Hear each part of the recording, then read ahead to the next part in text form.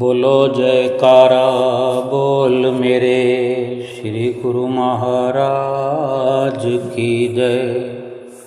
सभी गुरुमुख प्रेमियों से सप्रेम जय सच्चिदानंद। आज 11 अक्टूबर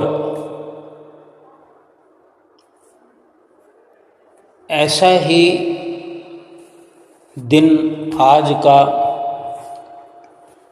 11 अक्टूबर सन 2017 हर गुरुमुख प्रेमियों के जीवन में विचलित करने वाला, दुखी करने वाला दिन बन कर के आया था। आज के दिन ही गुरुमुख प्रेमियों के दिलों के अंदर बसने वाले श्री आनंदपुर धाम के शहंशाह श्री परमहंस अवतार श्री श्री पंचम पातशाही जी महाराज,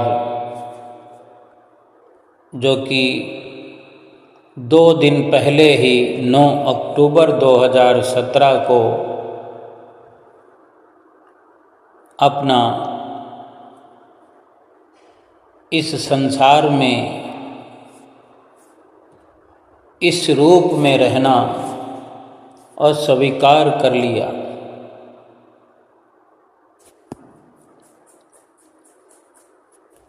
और ये समाचार दिलों को आघात पहुंचाने वाला सुनकर किसी को भी यकीन न हुआ। सबको ऐसा लग रहा था जैसे कि हर किसी के जीवन में प्रलय सी आ गई हो। ये दुखद समाचार तो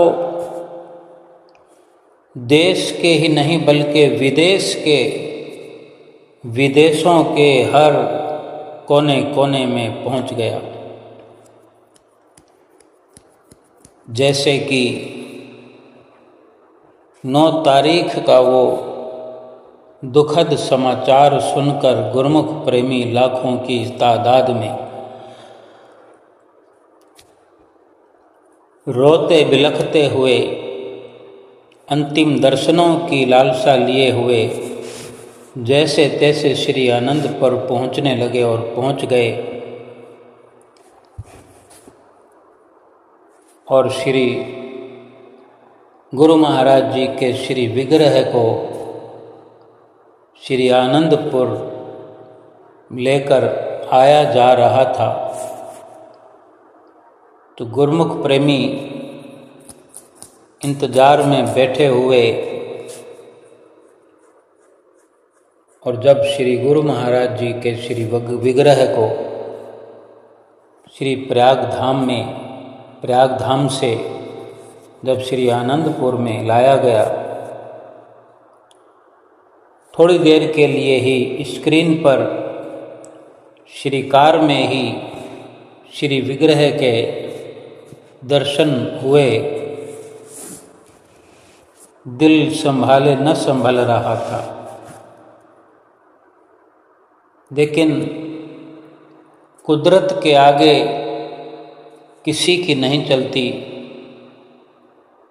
विधाता के आगे कोई कुछ नहीं कर सकता। जब स्वयं प्राण आधार ही ये फैसला कर चुके हों कि अब दूसरे रूप में ही अवतरित होना है, तो उनके लिए दुख सुख बराबर हुआ करते हैं। खुशी और गम एक जैसे हुआ करते हैं। लेकिन गुरुमुख प्रेमी इस सच्चे ज्ञान से पूरी तरह वाकिफ न होने के कारण बार बार विचलित हो जाते हैं, सो दुखी मन लिए हुए एक एक क्षण व्यतीत हो रहा था। 10 तारीख का वो दिन गुरुमुख प्रेमियों का हृदय विदीर्ण करने वाला व्यतीत हुआ श्री आनंदपुर धाम में। वैसे ही 9 तारीख से एक एक पल, एक एक लम्हा गुरुमुख प्रेमियों का दुखद अवस्था में व्यतीत हो रहा था। जैसे तैसे सफ़र कर कर के गुरुमुख प्रेमी श्री आनंदपुर में पहुंच कर के राहत की सांस तो ली, लेकिन अपने सतगुरु को ना देख करके और अधिक से अधिक दुख बार बार मन को कचोटने लगता।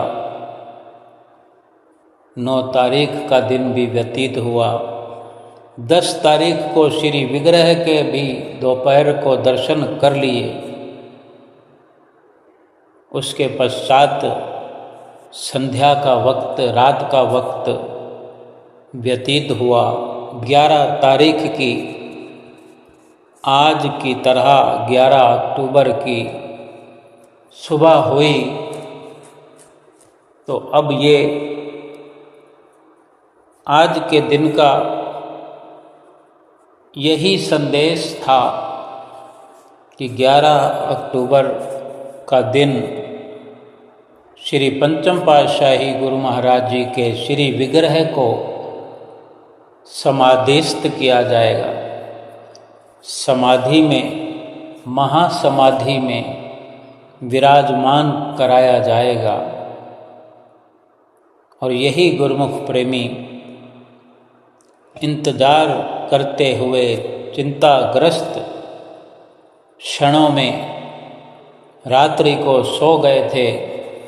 जैसे तैसे करवटें बदलते हुए सुबह हुई और फिर उस वक्त का इंतज़ार करने लगे कि एक बार दर्शन हो जाए, श्री विग्रह को देखने का एक बार अवसर मिल जाए। गुरुमुख प्रेमियों को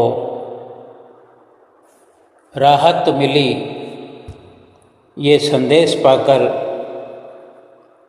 कि सभी गुरुमुख प्रेमियों को विशाल श्री दर्शन हॉल में लगभग 4 बजे के आसपास श्री विग्रह के दर्शन करने का अवसर प्राप्त होगा। 11 अक्टूबर सन 2017 ईस्वी बुधवार का दिन था। परम पवित्र श्री विग्रह को स्नान करवाकर नए वस्त्र पहनाए गए। केसर का सुंदर तिलक लगाया गया और श्री कार में श्री विग्रह को विराजमान करके विशाल श्री दर्शन हॉल में उसी सिंहासन पर, सुंदर सुंदर सजे हुए सिंहासन पर, जिस सिंहासन पर आप पंचम पातशाही गुरु महाराज जी विराजमान होकर वचन फरमाया करते थे, आशीर्वाद प्रदान किया करते थे, हुक्मनामा सुनाया करते थे, उसी सिंहासन पर विराजमान कराया गया श्री विग्रह को।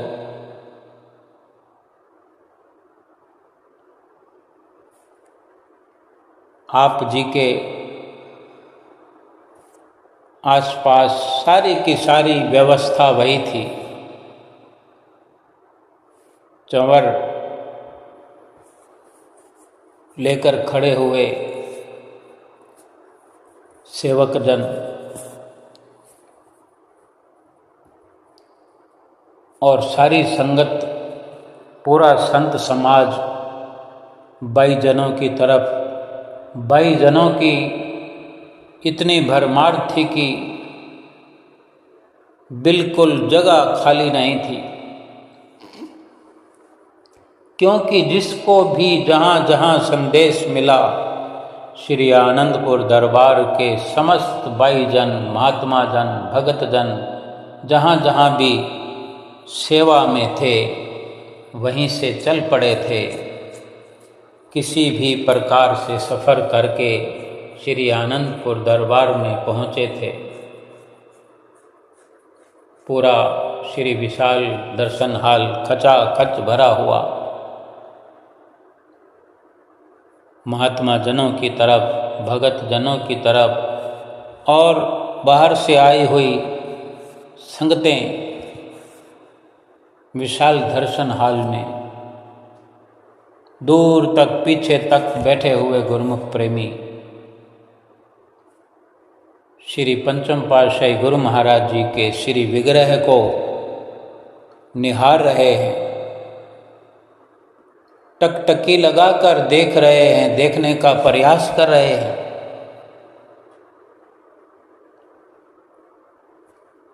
ऐसी कल्पना कर रहे हैं सभी गुरुमुख प्रेमी कि अभी मनोहारी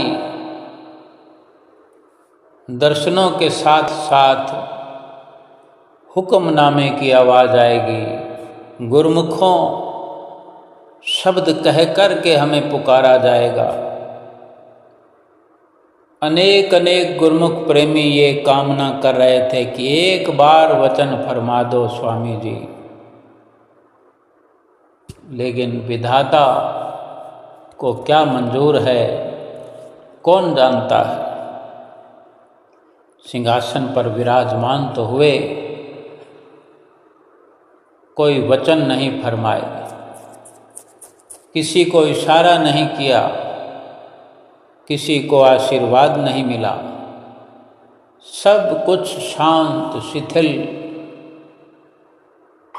श्री पंचम पातशाही गुरु महाराज जी पंचम रूप में श्री विग्रह ही बन करके रह गए।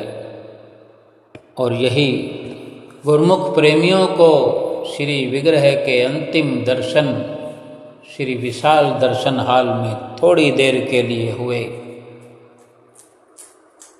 क्योंकि पूरे समस्त संत समाज और संगत को अंतिम श्री दर्शन करवाने हेतु विशाल सत्संग भवन में श्री सिंहासन पर विराजमान किया गया। सुंदर तिलक केसर का लगाया गया।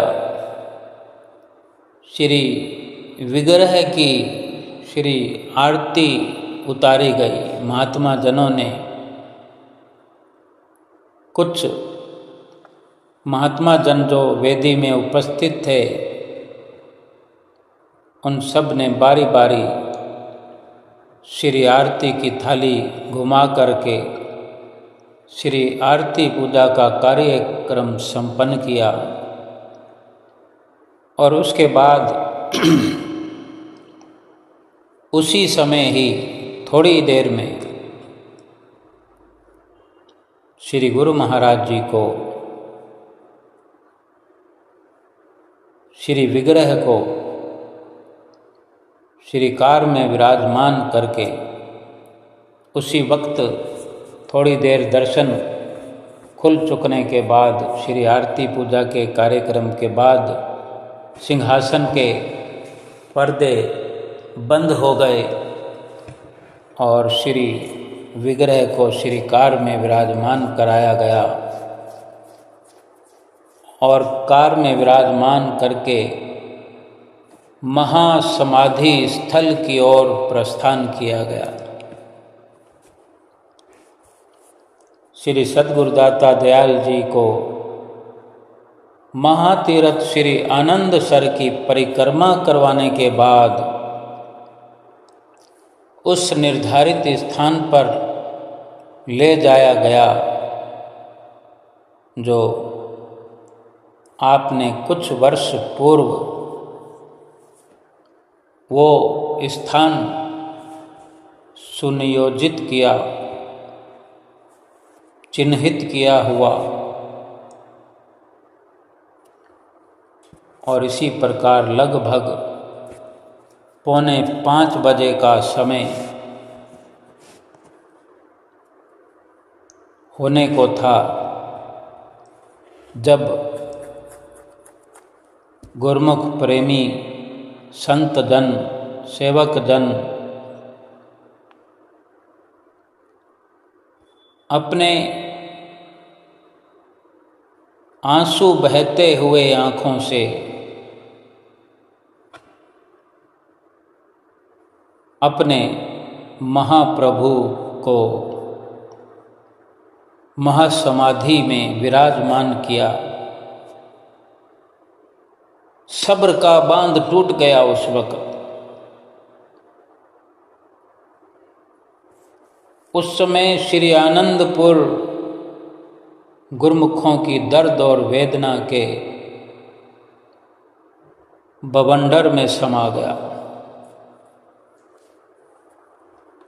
गुरुमुख प्रेमी तो क्या, श्री आनंदपुर का कण कण दुख से भर गया। वेदना का लेख कौन मिटा सकता है?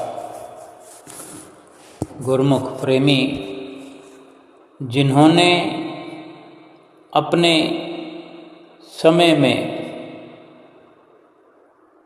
अपने सतगुरु की नज़दीकी का एहसास किया है, अनुभव किया है, वे ही समझ सकते हैं कि किस प्रकार अपने पंचम पातशाही गुरु महाराज जी से किसको कितना कितना जीवन में लाभ प्राप्त हुआ, इस जीवन में क्या कुछ अनुभव प्राप्त हुआ, लोक और परलोक के सुख प्राप्त किए। ये लम्हे, ये घड़ियाँ, ये सतगुरु के वचन कभी न भुलाए जाएंगे। एक सुंदर लीला, एक दृष्टांत। अटलांटा में रहने वाले एक भगत जी जिनका नाम नितिन जी, वे देवी देवताओं में आस्था रखने वाले थे। देवी देवताओं में उनकी बड़ी आस्था थी और उन्होंने दिल्ली अपने घर में जो मंदिर बनाया हुआ था उसमें देवताओं की मूर्तियां स्थापित की हुई थी। उन भगत जी के माता पिता, जो कि बड़े संयोग से सत्पुरुषों की संगत प्राप्त कर चुके थे, उनकी रुचि व झुकाव सत्संग की ओर बढ़ गया था, बढ़ता जा रहा था। उनके पुत्र नितिन भगत जी को उस वक़्त सत्संग की कोई समझ नहीं थी, या यूँ समझो कि उसकी बुद्धि अभी परिपक्व न हुई थी। वो अपने माता पिता व बहन को इस सत्संग के मार्ग पर चलता हुआ, सत्पुरुषों की संगत में आया हुआ देख करके मन में अपने ये सोचता रहता है कि इन्हें क्या हो गया है, क्या हुआ है इन्हें, जो ये देवी देवताओं को छोड़कर एक मानव की पूजा करने लगे हैं। और जब माता पिता लीन होकर श्री आरती पूजा और सुमरन में बैठते हैं तो भगत जी अपनी अज्ञानता के कारण उन्हें अपने ही माता पिता को परेशान करने की चेष्टा करते। माता पिता अपने बेटे के ऐसे व्यवहार से मायूस हो जाते। उसे कुछ भी समझाने की कोशिश करना भी बेकार था। माता पिता अपने बेटे को समझाते समझाते थक गए।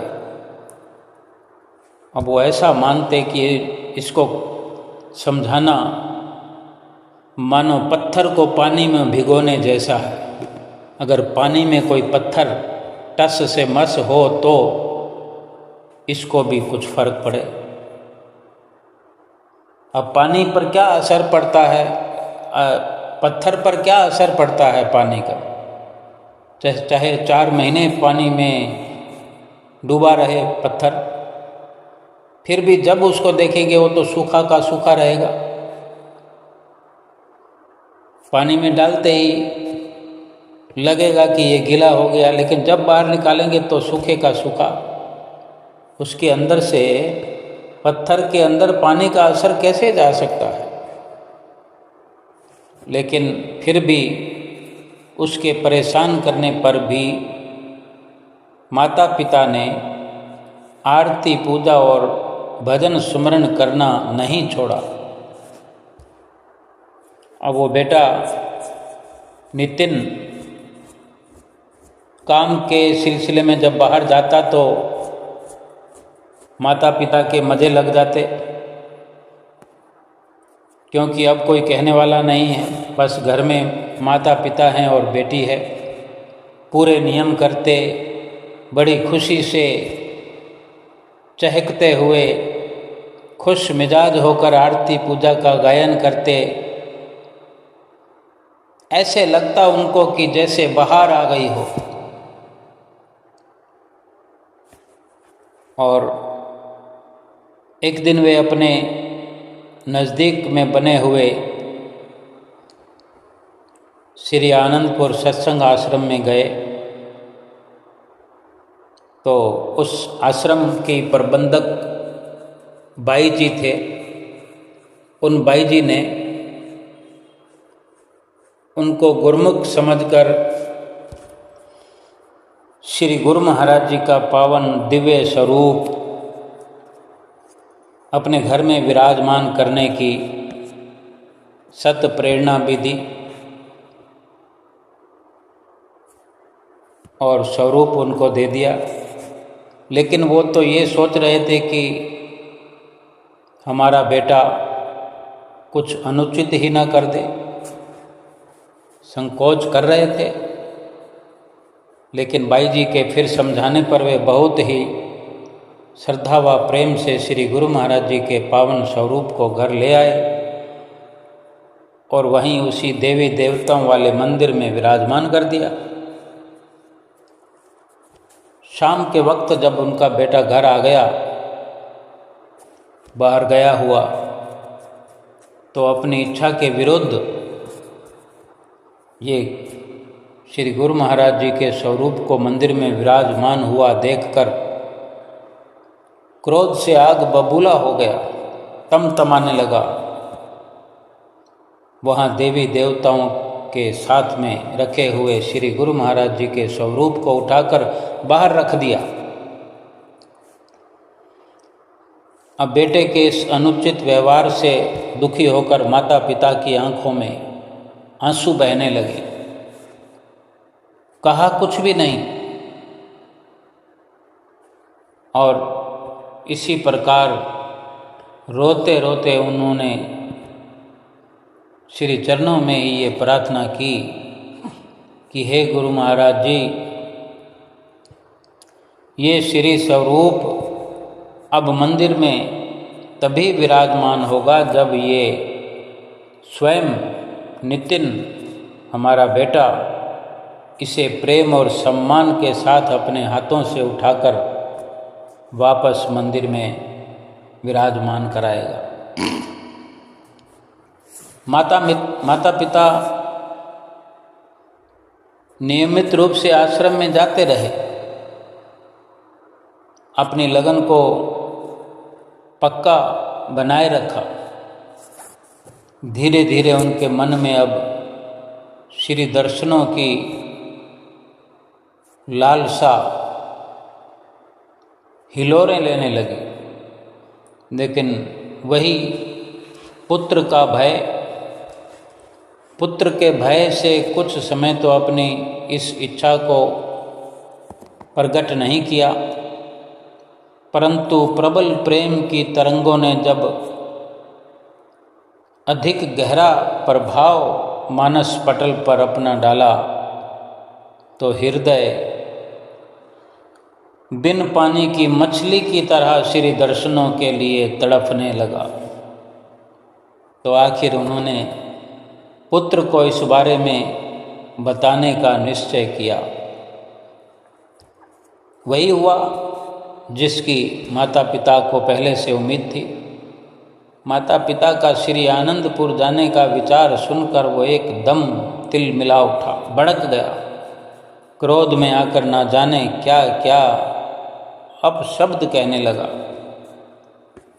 पिता ने उसे दुकान पर ले जाकर बहुत प्रेम से समझाते हुए कहा कि तुम्हारी माता और बहन की बहुत प्रबल इच्छा है वैशाखी पर श्री आनंदपुर जाकर दर्शन करके आने की। बस तुम उनके साथ चले जाओ, फिर वहाँ जाकर चाहे गुरु महाराज जी के मंदिर में बेशक मत जाना। काफ़ी समझाने बुझाने पर आखिर वो इस बात पर राजी हो गया। अभी त्योहार में काफ़ी दिन बाकी थे, आनंदपुर जाने में अभी समय था। इसी बीच काम के सिलसिले से वो सामान आदि लेने के लिए घर से निकला। स्कूटर पर अभी कुछ ही दूरी पर पहुंचा था कि उसे अचानक अपनी आँखों के सामने खुली आँखों से, वो स्कूटर पर चल रहा है, सड़क पर चल रहा है, उसकी आँखों के सामने बहुत विराट स्वरूप श्री सद्गुरुदेव महाराज जी, श्री पंचम पातशाही जी का विराट स्वरूप सामने दिखाई दिया। खुले आँखों से और खुले वातावरण में, ना कोई दीवार है ना घर है,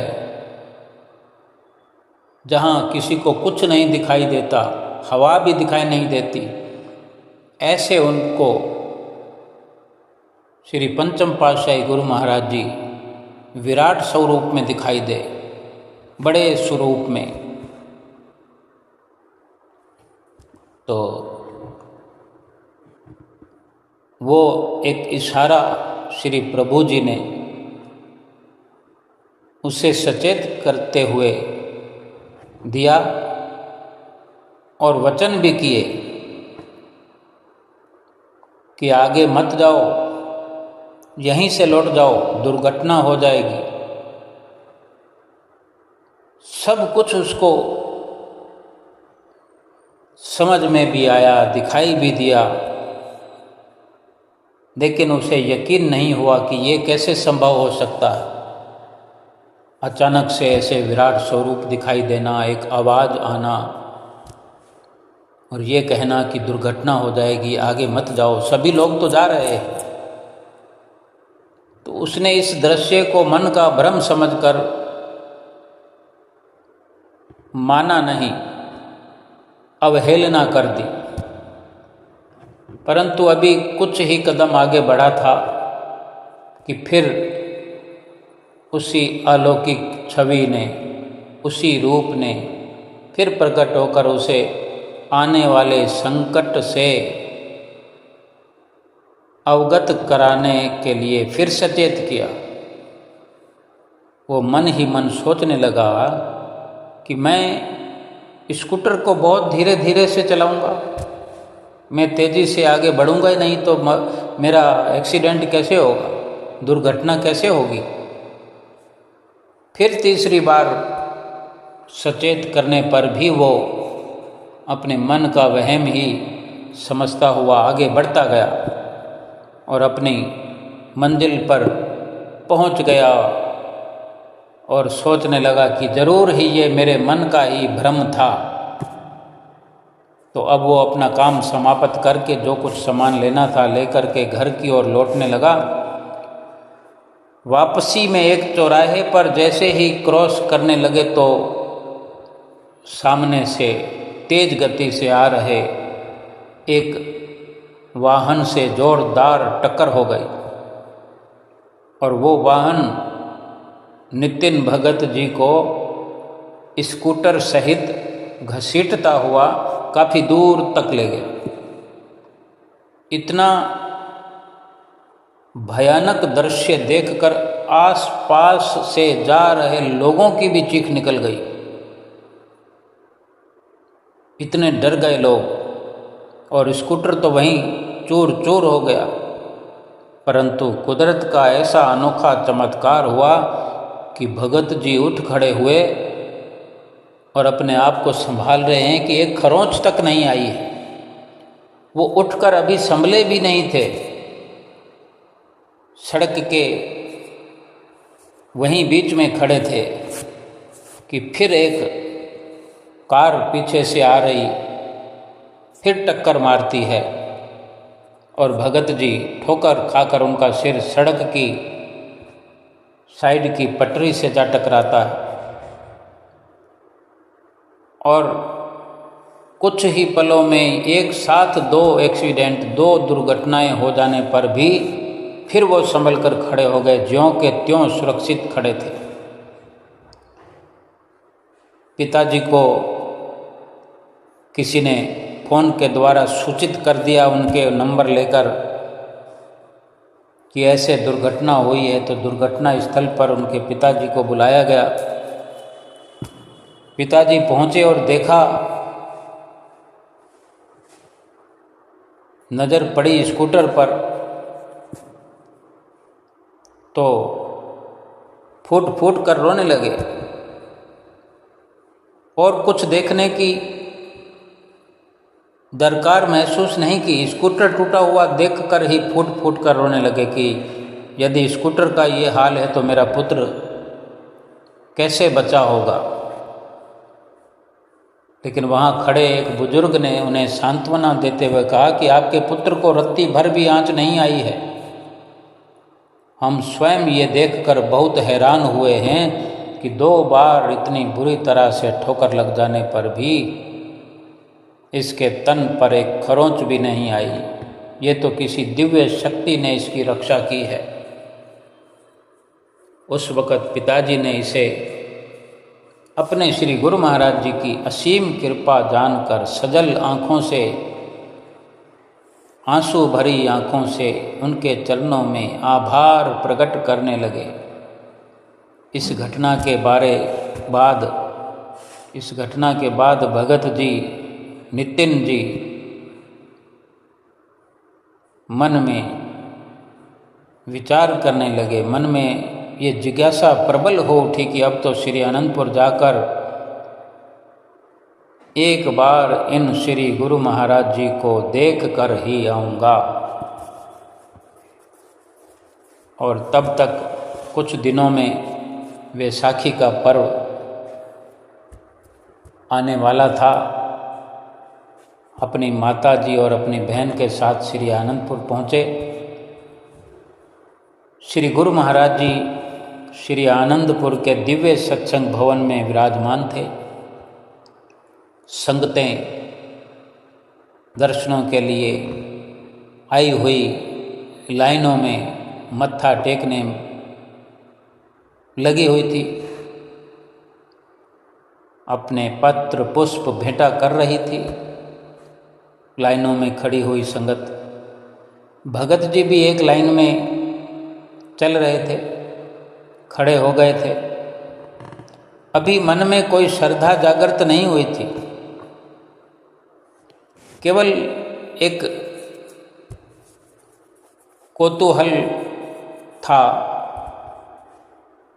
मन में, केवल जो एक जिज्ञासा हुई कि इतनी दुर्घटना से बचे, तो विचार किया था कि एक बार इनको देख करके आऊँगा आनंदपुर में जा करके। बस इतना ही, अभी कोई श्रद्धा मन में नहीं जगी है। धीरे धीरे नज़दीक पहुँचे, अभी तो हाथ भी नहीं जोड़े, हाथ जोड़ने का भी साहस न हुआ था, न शीश झुका था। और जब श्री पंचम पातशाही गुरु महाराज जी ने अपने कर कमल उठाकर जैसे ही आशीर्वाद दिया, तो श्री गुरु महाराज जी के कर कमल में, श्री गुरु महाराज जी के हाथ में, और किसी को दिखे न दिखे, नितिन भगत जी को जगती हुई जोत श्री गुरु महाराज जी के हाथों में साफ साफ दिखाई दी। श्री गुरु महाराज जी के चेहरे पर इतना विलक्षण नूर कि भगत जी की नज़र ही नहीं ठहर सकती थी। इस दृश्य को देखकर भगत जी का रोम रोम पुलकित हो उठा, पूरे शरीर में हलचल हो गई, उथल पुथल हो गई। जाने क्या जादू हुआ कि आँखों से अश्रुधारा बहने लगी, आँखों से गंगा जमुना बहने लगी। अपनी करनी पर पश्चाताप करते हुए उन्होंने वहीं पर दंडवत प्रणाम करके क्षमा याचना और नाम की दीक्षा ली। इस प्रकार श्री दर्शन कर जब घर लौटे, बड़ी श्रद्धा से स्नेह से श्री गुरु महाराज जी को जैसे बाहर रखा था, श्रद्धा व स्नेह सहित श्री प्रभु जी की श्री छवि को मंदिर में विराजमान किया, तिलक लगाया, श्री आरती पूजा की। इसके बाद अपनी सुरती को अपने माता पिता की तरह भजन अभ्यास में जोड़ दिया। महापुरुषों की एक झलक पाने को सभी विकारों और व्याधियों से मुक्त कर जीव को कितनी ऊंचाइयों तक पहुंचा देती है। एक झलक मन को, केवल एक झलक इस जीव के मन को सभी विकारों से मुक्त करने वाली होती है, आदियों व्याधियों से मुक्त कर देती है, इस जीव को कितनी ऊंचाइयों तक पहुंचा देती है, इसका वर्णन करना जीव की बुद्धि से भी परे है। बंजर और पाषाण हृदय भी प्रभु कृपा की अनुपम बरसात से, रहमतों की बरसात से पत्थर जैसे, पहाड़ जैसे बंजर हृदय भी हरे भरे खेतों की तरह लहलहाने लगते हैं। उनमें भक्ति की कोपलें फूटने लगती है, भक्ति का पौधा खिल उठता है। और ऐसे गुरुमुख अपने जीवन को सरस बनाकर प्रभु चरणों से जुड़कर अपने जीवन का कल्याण करते हैं, अपने लोक को सुखी करते हैं, परलोक को सुहेला करते हैं। आज वही श्री पंचम पातशाही जी के श्री विग्रह को सभी गुरुमुख प्रेमी श्री आनंदपुर धाम में 10 अक्टूबर 2017 आज ही के दिन अपने प्राण प्यारे, अपने जीवन के सहारे सतगुरु को समाधि में स्थित किया। सोचो कि गुरुमुखों की निधि जीवन भर की नहीं बल्कि जन्म जन्मांतरों की पूंजी जैसे लुट गई हो। अगर किसी को त्रिलोकी का तख्त व ताज मिल जाए तो ऐसे महाप्रभु की कृपाओं, उनके आशीर्वादों के सामने त्रिलोकी का धन भी तुच्छ है, झूठा है, फीका है, बेबका है, फानी है, सब कुछ मिट जाने वाला है, समाप्त हो जाने वाला है।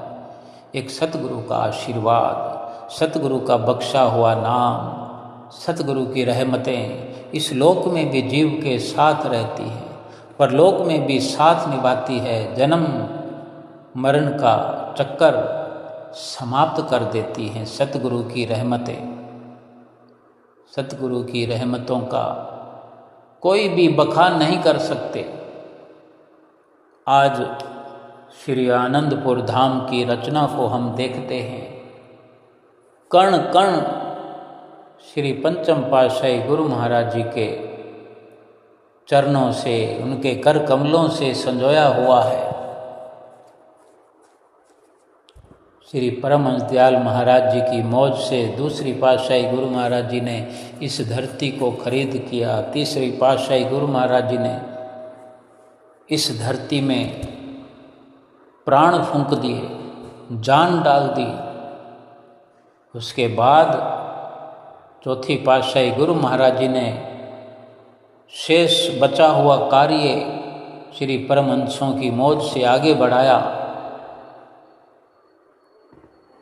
और श्री पंचम पातशाही गुरु महाराज जी ने जैसे श्री आनंदपुर की धरती के कण कण का श्रृंगार कर दिया, बंजर को बहार कर दिया, जंगल में मंगल कर दिया। कोई तो ऐसा देश हो जहाँ श्री आनंदपुर धाम के आश्रम ना हो, कोई तो ऐसा वक्त हो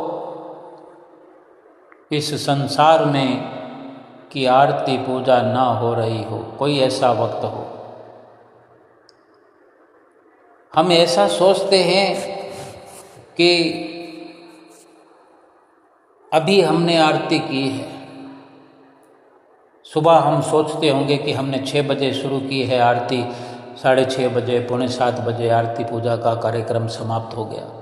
यहाँ समाप्त हो गया, यहाँ पर सुबह है, यहाँ के बाद जहाँ 1 घंटे के बाद, आधे घंटे के बाद सुबह होने वाली है, वहाँ के बाद फिर एक और जगह पर आधे घंटे बाद सुबह होने वाली है, कहीं और आधे घंटे बाद सुबह होने वाली है, और यूँ सुबह होते होते होते फिर वापस यहाँ जो हमने सोचा था हमारी आरती पूजा का कार्यक्रम हो गया, फिर यहाँ संध्या की आरती शुरू हो जाएगी। सारा दिन ये कार्यक्रम चलता रहेगा, ये सिलसिला चलता रहेगा। फिर ये संध्या वेले की आरती का कार्यक्रम उसी प्रकार चलेगा जैसे सुबह की श्री आरती पूजा का, क्योंकि आज हिंदुस्तान में सुबह 6 बजी है, तो कोई तो जगह है जहाँ पर 5:30 बजी होगी,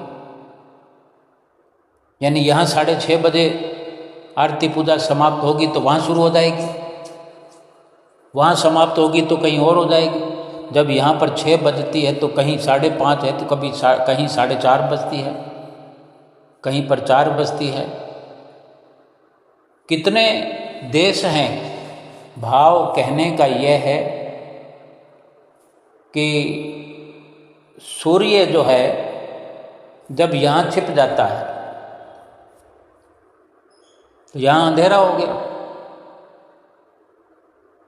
लेकिन कहीं तो वो सूर्य उदय रहता है, यहाँ छिप गया तो कहीं और उदय हो जाता है, यहाँ अंधेरा हो गया वहाँ रोशनी हो जाती है। एक वक्त था ऐसा अंग्रेज़ों का जब पूरे संसार पर अंग्रेज़ों ने हुकूमत कर रखी थी, तो उस वक़्त यूँ कहें कि सूर्य जो डूबता नहीं था, सारे संसार पर एक ही राज्य है, वहाँ भी वही राज है, वहाँ भी वही राज है, उस देश में इतने पहले टुकड़े नहीं थे देश के, इक्वल राज्य था अंग्रेजों का। तो ये हो सकता है कि इस कोने में सूर्य उदय हुआ है, अब ये उस कोने में जाएगा तो इधर पिछावा आ जाएगा, तो उधर धूप हो जाएगी। रहा तो वही का वही राज्य कि सूर्य कभी अस्त होता नहीं था। अब अलग अलग देश हो गए तो उसकी ये पहचान होगी कि उस कोने में गया तो उस कोने में वो अलग राज्य बना हुआ है। समय का तो फर्क पहले भी था, आज भी है, लेकिन वो एक ही राज्य, एक ही अंग्रेजों का राज था, तो किसी न किसी कोने में तो सूर्य रहता ही था। ऐसे ही ये श्री परमहंसों का भक्ति का परचम जो लहराया हुआ है, श्री आरती पूजा के माध्यम से समझें, भजन सुमरन से, सत्संग से समझें। श्री आरती पूजा अगर विश्व भर में सब जगह आश्रम बने हुए हैं, एक देश में कितने आश्रम हैं, सब एक साथ लगभग सब जगह आरती होती है। भारत में आरती समाप्त होगी तो कहीं लंदन में, कनाडा में, सब जगह का समय अलग अलग है। अगर किसी भी जगह पर, किसी भी श्री आनंदपुर धाम के आश्रम में अगर आरती पूजा हो रही है, कड़ी से कड़ी बनी हुई है, लगातार 24 घंटे रात यहाँ पर होती है। विदेश में रात थोड़ी है, यहाँ पर रात है तो अमेरिका में सोचो, यहाँ का टाइम और अमेरिका का टाइम एक थोड़ा ही है। इस प्रकार से ये महापुरुषों के फरमाए हुए वचन हैं कि 24 घंटे संसार में श्री परमहंस अद्वैत मत की श्री आरती पूजा चालू है, चालू रहती है।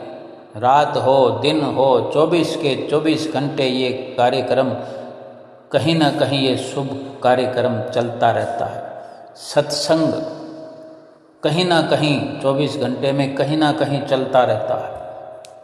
और भजन सुमरन की तो क्या बात करें, आरती पूजा को तो 2 बार करना होता है ना, सुबह शाम, उसका थोड़ा निश्चित समय भी है, लेकिन भजन सुमरन के लिए तो कुछ अलग विशेषता है कि यहाँ भी कोई सुबह 4 बजे करता है, कोई 8 बजे करता है, कोई दोपहर को भी कर रहा है, कोई शाम को 5 बजे भी कर रहा है। और कितने प्रेमी हैं भारत में, कितने प्रेमी हैं, लाखों लाखों प्रेमी हैं जो अपनी अपनी सुविधा के अनुसार भजन करते हैं, सुमरन करते हैं। कड़ी से कड़ी जोड़ी जाए तो कोई लम्हा, कोई मिनट, कोई सेकंड ऐसा नहीं है कि श्री परमहंस अद्वैत मत के महान प्रवर्तक श्री परमहंस दयाल महाराज जी की ये दूरदरगाही मौज किसी भी क्षण, किसी भी जगह से खाली हो। कहीं ना कहीं तो सुमरन हो रहा है, हो रहा है, हो रहा है और होता रहेगा, होता रहेगा। यही तो एक श्री परमहंसों का गुरुमुख प्रेमियों को सहारा है। जहाँ जहाँ भी आश्रम बने हुए हैं, श्री पंचम पातशाही गुरु महाराज जी की मौज से, उनके अनुपम प्यार से, उनके आशीर्वाद से क्या हमारी जुबान वर्णन कर सकती है। कहाँ कहाँ जा कर के आपने अपनी मौज से, जहाँ किसी आश्रम का बनाने का गुरुमुख प्रेमियों का ख्याल हुआ, उनके अंदर प्रेरणा भर देते आप और उन्हीं को साथ लेकर श्रीकार में विराजमान होकर किसी निश्चित स्थान पर पहुंच जाते, श्रीकार को रोक देते और कहते कि ये स्थान हमें पसंद है, यहीं पर आश्रम बनाओ, इसी ज़मीन को खरीदने का पूरा प्रोग्राम करो, बंदोबस्त करो, हम जा रहे हैं श्री आनंदपुर और अगली बार आएंगे तो सारी तैयारी रखना। ये विदेशों की बात है। विदेशों में अनेकों आश्रम ऐसे बने हुए हैं, वर्णन है ग्रंथों में, पढ़ते हैं, सुनते हैं। कोई ये ना सोचे ग्रंथों में लिखा हुआ क्या मन घड़त हो सकता है, अक्षर अक्षर सत्य है।